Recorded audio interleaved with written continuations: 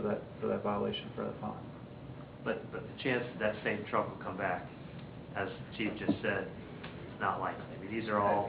We have a lot of local drivers that are, I mean, you look at some of the gravel trucks that are coming through, I mean, that's a daily thing.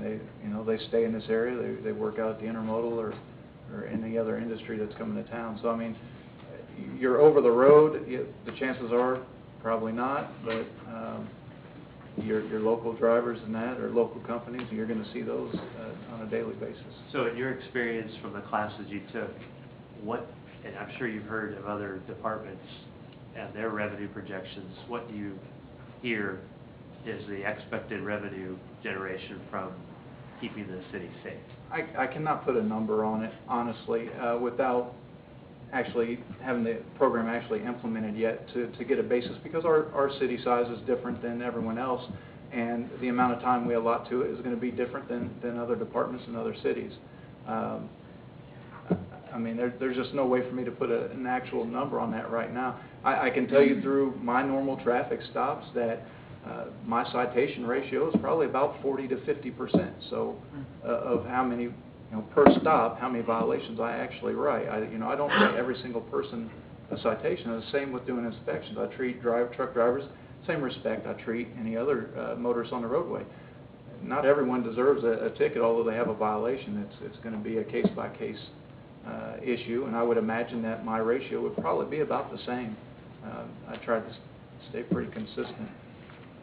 I think it's really important that we look at this and not try to project it as a revenue generator, though that might be a pleasant result, but it's more like the presentation. It's public safety and road maintenance. It's not how much money can we make off of this, it's how much better can we create driving situations in Gardner. That's what the utmost concern is. If you talk to the residents, it's not how can you make money off the trucks, it's how can you prevent them from impacting my day-to-day life. So we're losing focus when we go on how much money will we make off of it, because we're not adding cost for this program. And that is correct, and that's been a recent issue. I won't say what city, but there's been a city that enforced it heavily and wrote every single violation because we work under an MOU from Kansas Highway Patrol, and this is again regulated by the CVSA. There are legislatures and big industry companies that are involved in this program, and they started to push due to this violation. On every violation was a citation. Due to that, they started pushing through and tried to push it through this year that municipalities were no longer allowed to be involved in this program.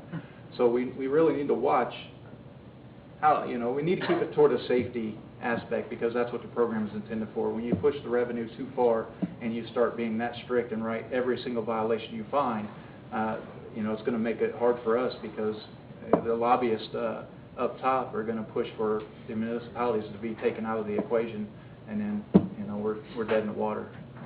But I guess in answer to your question or your comment, we're here to make the streets safe, right? And to also protect the roads, right? So I think before we spend money investing in additional officers possibly and enforcement, although I think it's great, I mean, hey, I'm all for keeping dangerous trucks on city streets, keeping them from getting on city streets. But I guess just doing the math, 250 truck trips a day on Gardner Road at 9,600 vehicles worth of traffic is 2.4 million the impact of 2.4 million cars a day on our road.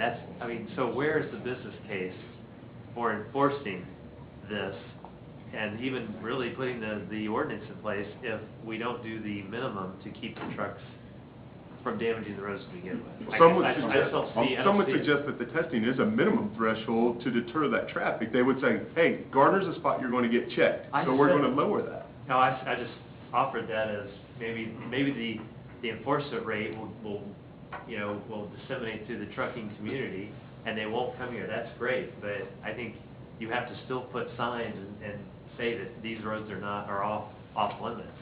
We're off topic. We can talk about that. I believe the council. I just have a quick question.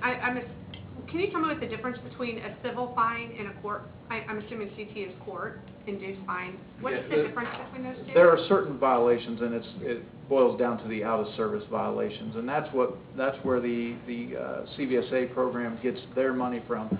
Basically, they have set aside certain violations that are considered out-of-service violations. I apologize, I forgot to touch base on that. What that is we're not allowed to impose fines for those violations. Instead, we write that up, and it goes for civil assessment through the Kansas Corporation Commission. They will then set the fine for that violation. It goes against a safety rating against the company, which they also do audits periodically on these companies when their safety ratings get too low. Their fines are extremely higher when it hits that level. When it hits the out-of-service criteria, the fines are, again, case by case, and that's established by the Kansas Corporation Commission. And then that money goes towards, one, to the program, which pays for the training of the officers and the documentation and the database and stuff like that, and then also for the Kansas Corporation Commission's time and employees and whatnot. But Okay, thank you. Anyone else with a question about new business item number 3? Officer Howe did a very nice job. Thanks, sir. Thank you very much. Thank you. At this time, we would welcome public comment regarding new business item number 3 and ordinance number 2431. Anyone in the audience that would like to make public comment, please approach the podium, state your name and address for the record, and be heard. With no one coming forward, I would entertain a motion. I move we pass ordinance number 2431, establishing a fine schedule for Chapter 10.30 Commercial Traffic Ordinance. Second. Motion Harrison, second Shute, that we pass ordinance number 2431, establishing a fine schedule for Chapter 10.30 Commercial Traffic Ordinance. Bodovich. Yes. Freeman. Yes. Harrison. Yes. Roberts. Yes. Shute. Yes. Ordinance number 2431 passed. Thank you, Laura.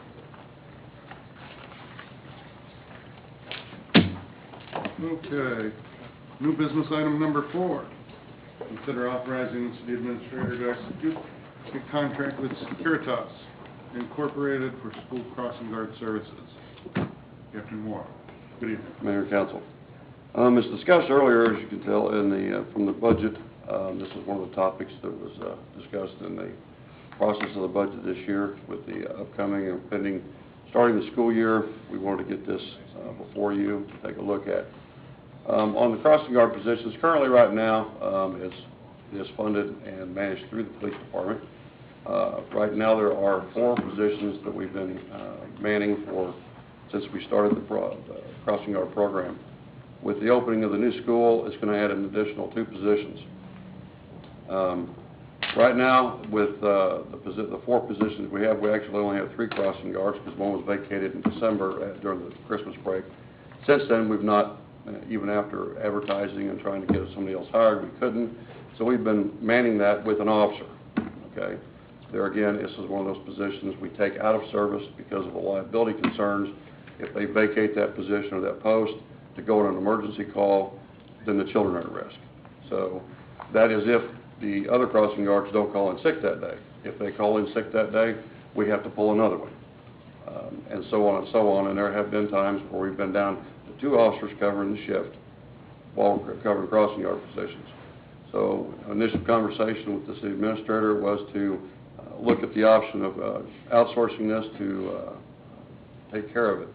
And as you can see, there were 2 local companies that do it, All City Management Services and Securitas, and I put it out for bid to cover all 6 of the positions, current 4 plus the additional 2 with the opening of the new school.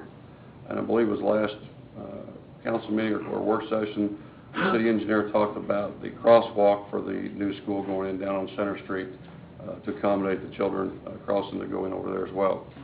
So based off of the agreements that we got back, or the proposals we got back, we'd like to authorize the city administrator to enter a contract with Securitas, the amount of $38,220, and that will begin this school year. One of the things that they are going to do as well we discussed during the negotiations, the current crossing guards that we have, they're going to be hiring